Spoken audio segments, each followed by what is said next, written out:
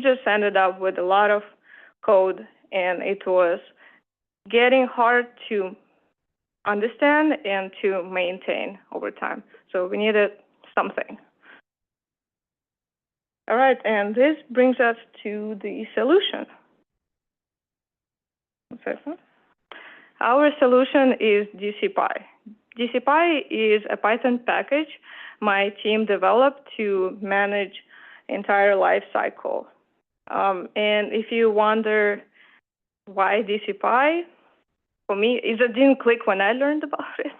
So Department of City Planning, short DCP, and we work with Python, so DCPy. It's easy, but it didn't click for me, so I just find it fascinating. Yeah. And I specifically want to focus on our submodule of DCPy called ingest. We use it for data ingestion of regular and geospatial data. It can be used as a Python API and a CLI tool. And if you want to use it as a CLI tool, all you need is to write a declarative configuration file and just one line of code to run it via CLI. Super simple, nothing else. And here's an example of how you would pull one of our data sets, Pluto, from Open Data portal. Literally just one file and one command line.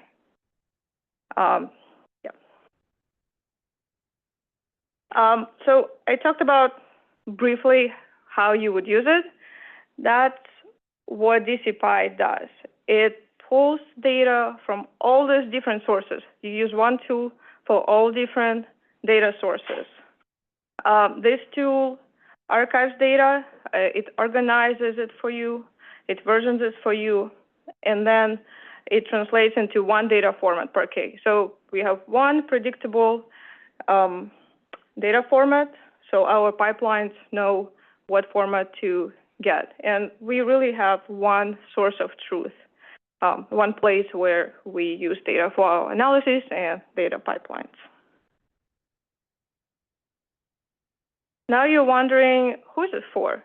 Well, initially we developed DCPy for our own needs, but then we realized other people face similar problems, and why not to try to share it with the world? You guys are our first audience that we publicly presented to. And so you could benefit from DCPy ingest module if you try to automate data ingestion.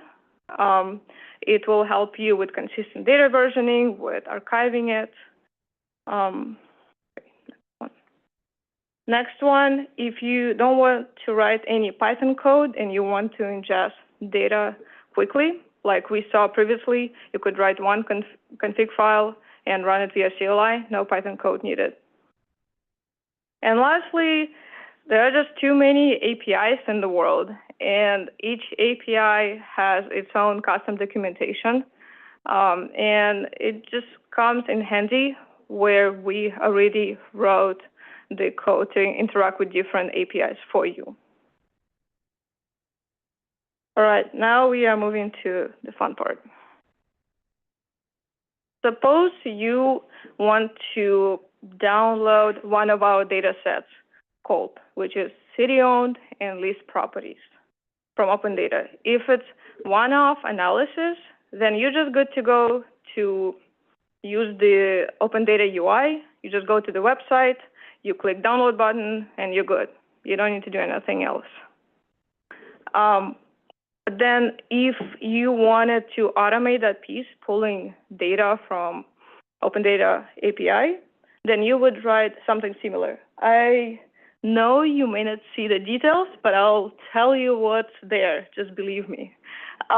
You use Socrata API, you pull data from there, and then you read it into Pandas data frame. So something like this. You would write the code like this. And this is the world without ingest. Now, how would you do it with ingest? Like I mentioned before, you need the configuration file. And this is pretty much a template, what you would need to write. it really requires three main properties. ID, it's you name your data set whatever you want. You just refer to it. It's like a unique ID. And your file name should match. Then you have attributes. This is really where you want to keep your metadata for your data sets. One required attribute is name, human readable name for data set. But then we also have optional attributes like URL you got data from or a description of the data set. And lastly, ingestion. This is where you specify details where you're pulling data from. And again, coming back to our cold data set, that's what you would write. You will see configuration file on the left side, ID. We came up with ID DCP culp. That's just something we thought was pretty straightforward. We gave a human readable name, and then we specified ingestion details. Pretty much it says, hey, use Socrata API, and it provides Socrata ID for the data set. Question, what is Socrata? Good question. I was thinking that, okay, I need to keep using Open Data API, but I guess it just slipped. So yeah, Socrata, I guess it's an old API name, then became Tyler. Yeah. But that's pretty much the name of the API Open Data uses. It's the technology underlying the Open Data portal. Yeah. And on the right, you would run a command which extracts data and saves it locally. And we also put up a minimal GitHub repository for our users to test out ingest. It has a Jupyter notebook where you can play with some configuration files that we also created for you all using different APIs, and we put up some documentation in README. If you were to create your own template, things that you need to specify. Also, if you got Docker on your machine, you can use one line to fire up Jupyter Lab, and you're good to go. You don't need to worry about requirements.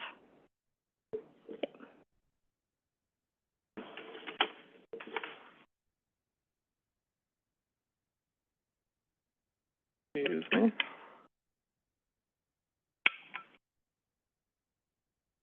So yeah, if anybody's interested, I highly recommend checking out the GitHub repo. If you just are curious what this looks like, how you might play with it, it's a great resource. But we also use this in production, and just want to talk a little bit about what that looks like and what benefits we see from it. So coming back to this graphic earlier, the sort of the whole selling point here, other than the sort of easily definable data sets, is that we're really reducing the complexity of going from this crazy world of all the data that you might be interested in all these different places and formats to a clean, ready to transform, ready for whatever you need data lake, let's call it, to use the modern parlance. This is really currently designed with S3 or just cloud file object storage in mind. More on that in a little bit. But basically from there, then, it's a simple API that, like, when we're starting a build, we only have to worry about one source of data. We know what to expect with that data, and we know that our pipelines are going to run predictably. At this point, someone might ask, well, okay, if the whole goal of this was to get things into a Postgres database because we run our transformations in Postgres, why doesn't the tool just put things in a Postgres database for you? And that's because, one of the other sort of requirements here for us in the design of this tool is that it's not just getting data into your pipelines, it's getting data into a long-term data store.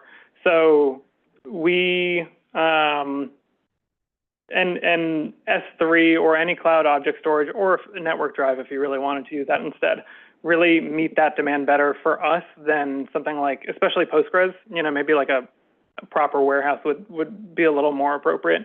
But an S3 storage is cheap. It's incredibly scalable. We can just, add storage as we need without ever having to worry about actually managing it. And we can rigorously sort of back up and archive every version of every data set we've ever pulled.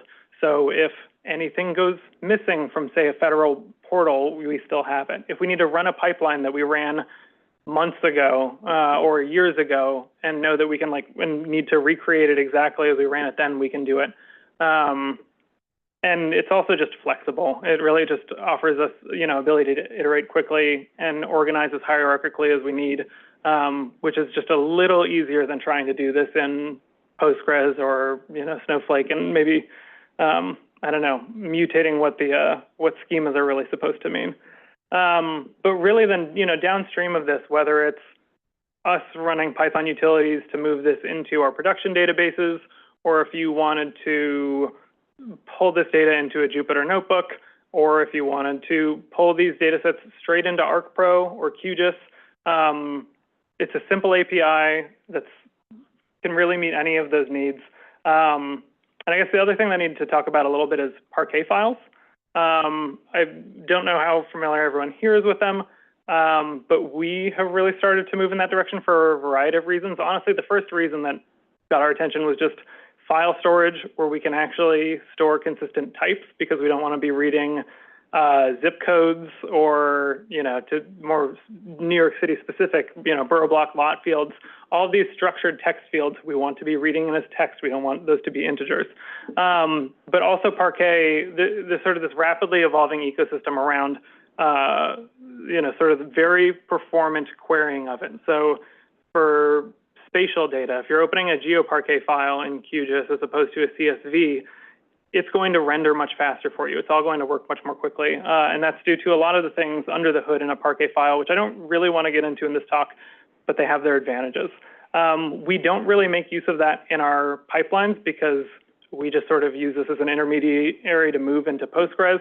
But we're starting to work more around trying to build more exploratory tools around this data lake. If we have, terabytes of data in S3 in Parquet format, we want to be able to query it quickly. We want to quickly answer questions without having to load something into a database.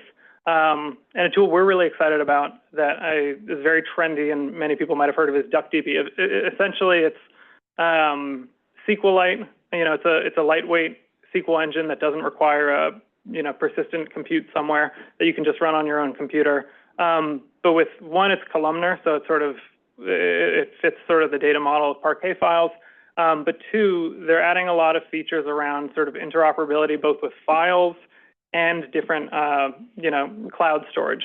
So, before, we're perfectly capable of running a Python script that will read in one Parquet file from S3 and, do some exploratory data analysis. It still is a little bit of a burden to not just be able to quickly see, what's the state of a data set, joining a data set to an older version to see what's changed, anything like that.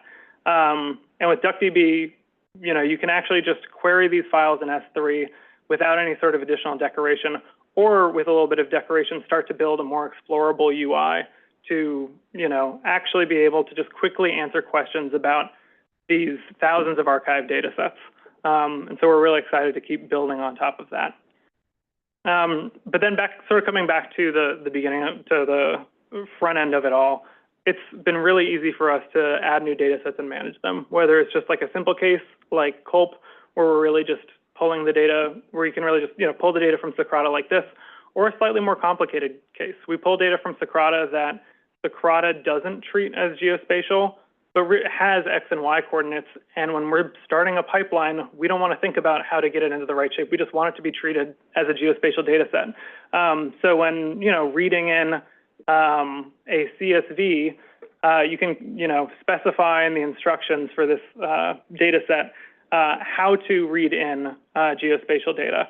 Or below, you can specify, we don't want any spaces in these columns. We want it to be lowercase. You can do little pre-processing steps to, maybe not do any crazy transformations on your data, because we'd rather that happen when we're actually trying to transform data, but just get it in a consistent state that's ready to use. It's also easy to orchestrate. As we mentioned, it's a Python one-liner, it's a Bash one-liner. So we use, or maybe abuse, GitHub Actions a little bit for a lot of our computing needs. So we just have, weekly running jobs where we're scraping all of the data sets from Open Data that we need on a regular basis, or a different job that's pulling all the data sets we need from our various ArcGIS online sources. We also run things locally from our own computer. If somebody's emailed us an Excel, we can just run a command on our own terminal, and it's archived with everything else. Or if you're a little more advanced and are using a tool like Airflow or some other sort of Python-based orchestration tool, it's a Python package. You can just sort of slot it right in. We are certainly in an intermediate state right now. We are trying to tell people about this and maybe get some users, but we have a lot of plans down the road. The first, possibly most important, being data validation. This is sort of one of our rationales for building this tool in the first place, is that we wanted a tool that can, check where you're defining metadata, where a data set's coming from. You can also define your expectations of it, and either issue a warning or error, something along those lines, if this data set doesn't meet your expectations and something needs to be addressed. So whether it's, again, checking that zip codes are 5-digit numbers or 5-digit strings with numeric characters, or something more complicated than that. We also want to add geocoding as a processing step. DCP maintains geo support, New York City specific geocoding software. There is a Python package for it, and so it should be relatively simple for us to add that in. And essentially, you can just geocode your data sets as they come into your pipeline, and you don't have to worry about how to interact with the GeoSupport API. We also want to configure the storage a little bit. As mentioned, we think S3 is great, but there are other cloud object storage interfaces. You might want to use a shared drive. You might want to go straight into a database, and working to develop the code so that it's easily sort of swappable, and you can configure it before running anything and get data going to where you need it. We're also working more to make it extensible.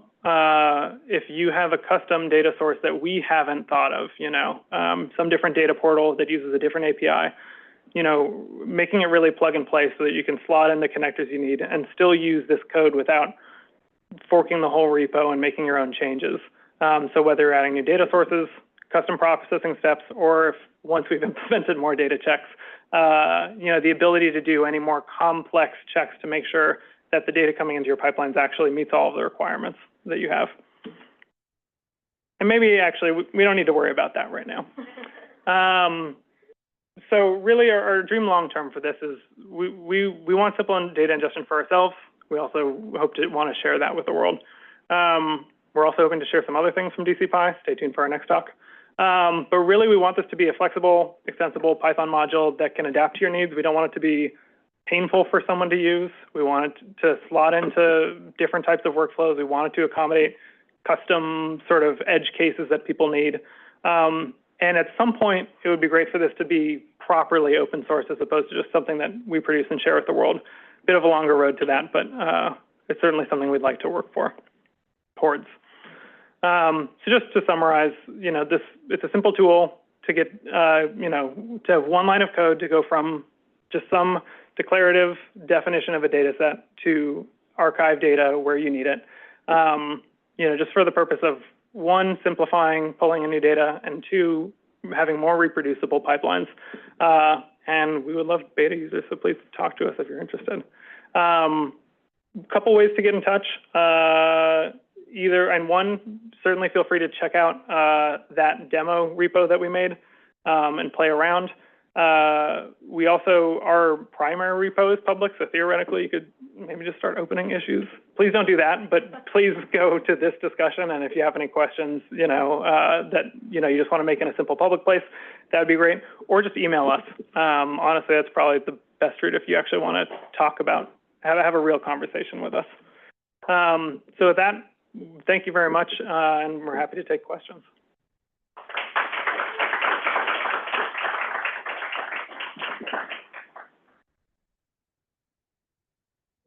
We got one over here. Curious how you guys manage with like other how some of the data sets that come in or the data quality might be poor. How do you manage between like having a bunch of code that like, oh, the data's been poor, so we have a bunch of custom code that cleans to, versus like, oh, let's do a one-time with code the agency, also gonna get that like one-time clean and like mark that so that we don't have to like have that a lot of code. Yeah. How do you balance that? Yeah, I'm gonna repeat the question. Yeah, just for those online, if the mics didn't pick it up. Essentially, the question is, if you have bad data coming in from other city agencies, how do you balance either cleaning the data when you're pulling it in versus telling them about it so that they actually fix it? You know, with the sort of the downside to just cleaning it, meaning data quality might get worse and worse over time, and you never know. I think I'll take that if that's okay.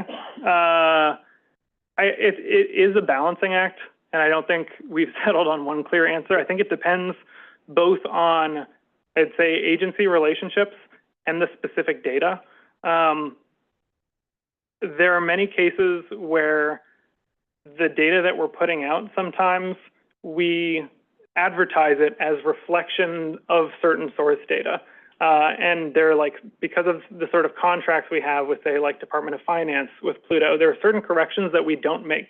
We will tell Department of Finance about it. We'll tell them this doesn't seem right to us, but we've advertised that this is sort of what's expected of our pipeline and that we are doing our best to accurately reflect the data coming in. That being said, we also perform other corrections. There's really not a great answer, I think, is the moral of the story. I think in general, we still prefer things to fail first as opposed to just sort of like quietly get corrected, and then either address it if it seems like something that's worth us fixing, if it's just formatting of something and this is always the way they formatted this field, versus something that seems like a glaring error that should probably be addressed. And it's just something that we have to figure out on a case-by-case basis.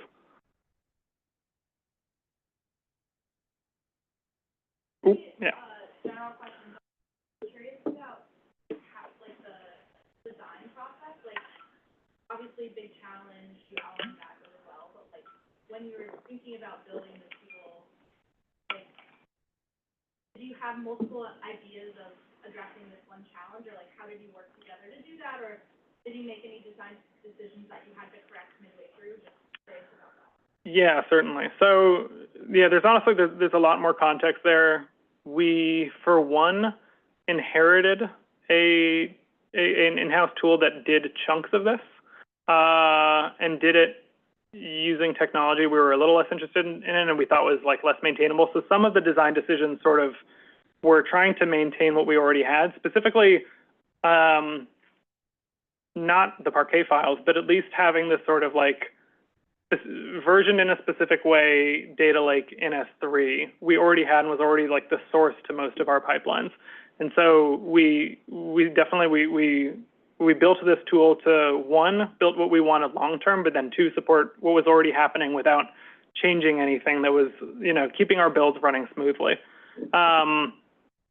In terms of the actual design process, I feel like we had a lot of brainstorming and whiteboarding, and certainly kind of like did overhauls in the middle a couple times, just as we were starting to figure out, well, what actually belongs here? What are like these like little unit steps of extracting data?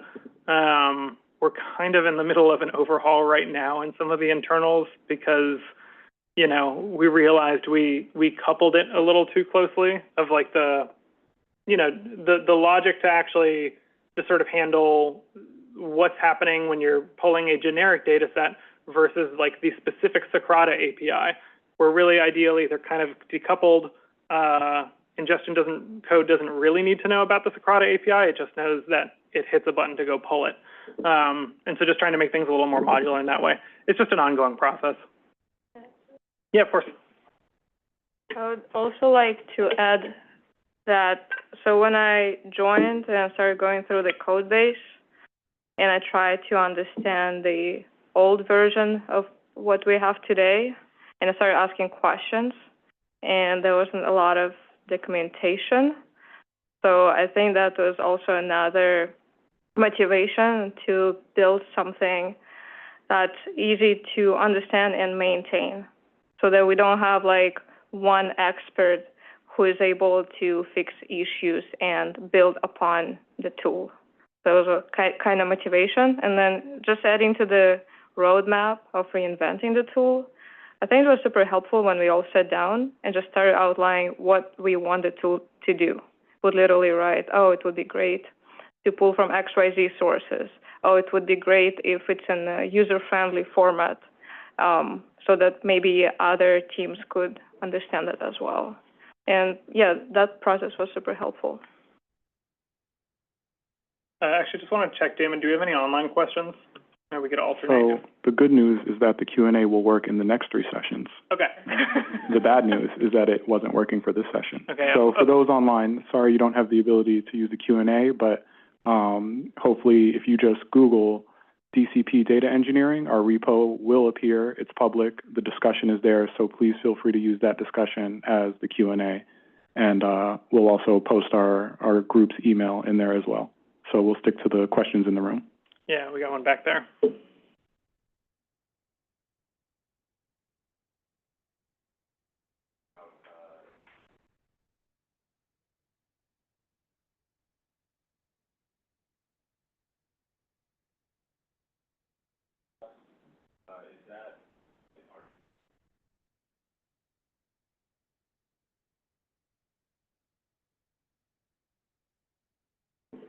You want to?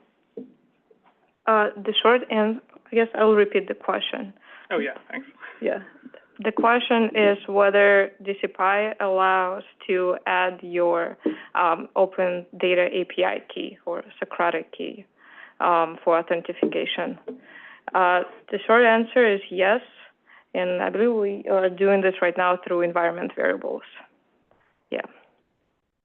Yeah, and maybe just one broader thing in terms of like the roadmap towards configuration. Right now, we're a little environment variable heavy. We haven't really like settled on, I don't know, in a Pi project, Automl, or how exactly we'd want to like make it a little easier to configure some of these things. But yeah, you know, you can do at least the Socrata part. I think, sorry, we started calling you earlier and I messed up, so we'll come back. You, yeah, sorry. Great presentation. I did have a quick word about the sorry, a lot of material was presented. I'm sure I'm not following. The S3 analytic is downstream of processes from the DCPy, or is DCPy adjusting data from the data?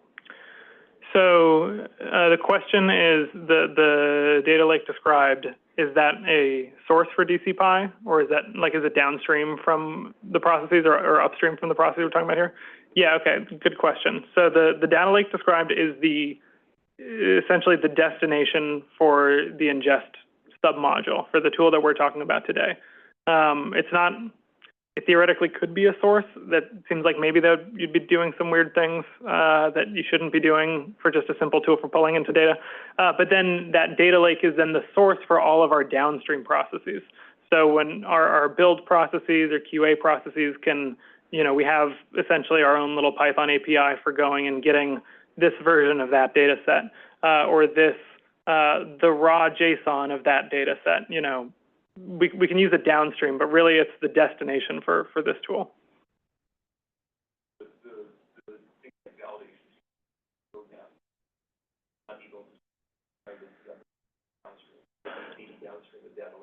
No, we want some validation in the tool itself. So again, we're thinking about like the different life cycle stages. You might have different requirements of data at each part of these pipelines. So like, say like when we're building Pluto, you might have a very specific requirement of this one data set. And then maybe so at the start of your build process, downstream from the data lake, you want to be performing some sort of check. That makes sense.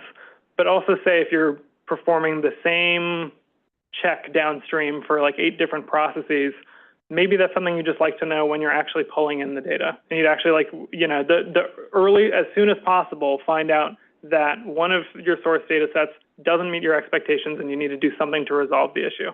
So that's the type of data validation I'm talking about in the presentation that we want to build into the tool.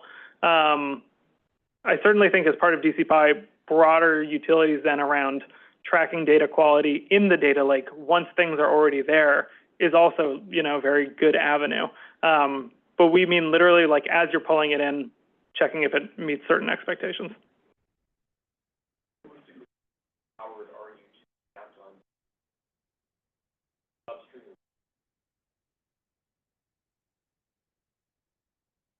Are you in the city, or are you in where you actually restructure your data and make these, or are you data between us and the data? Just repeating the question for folks online. The question is, how empowered are you to do something with that information? If something is failing as it's getting into the data lake, is that actually actionable? Are you actually, that's essentially the gist of it, right? Again, it depends. In a lot of cases, we currently do report to other agencies quality issues that we find in their data that would break our pipelines.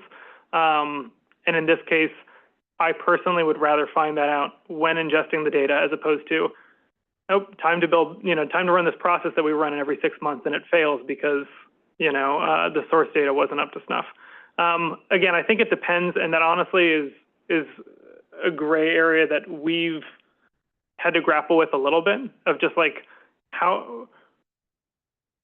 where is it actually helpful to see errors? And I think that's something that you have to kind of judge for yourself on a case-by-case basis of, is this something where I can only do something about this in the context of trying to get to a new version of Pluto, or the second this data is in our system, we want an alert and want to tell somebody or figure out how to fix it or something else along those lines. I think it just depends. Quick time check. Go ahead. But 2 quick ones, I promise. Okay. One is, could you guys, and wonderful talk, by the way, I really loved it. One, can you talk about the limitations to these sites, like file size and file type, if it's any kind of publicly accessible data set with a URL? And part 2, or feel free to answer that now, and then I'll ask it back. Okay. Question is essentially limitations of it, whether it's where you can pull data from, file sizes, that kind of thing. Want to give it a shot, or should I? I can try to answer, Yeah. and you add stuff. Yeah. So I think limitation right now is the number of APIs we defined. So currently we have ArcGIS API, we have OpenData Socrata API, any API where you can just go to a URL and you can grab data. But let's say you want to pull data from OpenData in Philadelphia. So they have a different URL actually. So we don't have it yet. We would need to add it. In terms of data formats, I think we try to ingest really any data format, like what comes to mind: JSON, GeoJSON, Parquet, GeoParquet, CSV, Excel. I think we got all data formats, at least like most common data formats. Well, that maybe is a little transition to like one general limitation, which is maybe just the fact that this is very much made with our scope in mind. And you're talking about sources, and we're talking about files and APIs. We're not talking about any like streaming data. We're not talking about connecting to like a CRM. We're not, those are very much like classic data engineering issues of you have 30 CRMs that you need to pull data from, and that's, why someone would go to Fivetran or something like that. But that's not the world of data that we live in. And so currently we haven't really accounted for those types of things. Again, like theoretically can be extendable. For now, theoretically, if you have data on your machine in some sort of file format, you could always just archive a local file or, web address or S3 path or whatever. So there are workarounds, but I wouldn't, you might still have to write some custom code to figure out how to get that data if we don't support the actual extraction of it. And then the second one, would there be a way to filter whatever you're downloading before actually downloading it? This is done like through the arrow package in R. That's a good question. The question was, would you be able to filter data before downloading it? Right now, not exactly, but that's certainly something that sort of slots in. If, we have those instructions on like the source, where the data is coming from. And for a specific API, like Socrata, we have the fields required. And you could also have optional fields there where maybe you could specify like a where clause or something along those lines.